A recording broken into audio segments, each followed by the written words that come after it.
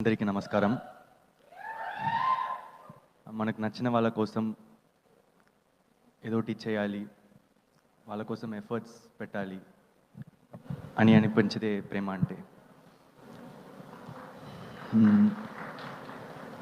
అలా నిన్ను ప్రేమించే, నన్ను ఇష్టపడే మీకు నా వల్లైన ఒక ఎఫర్ట్ ఇక్కడ తెలుగులో మాట్లాడతాం.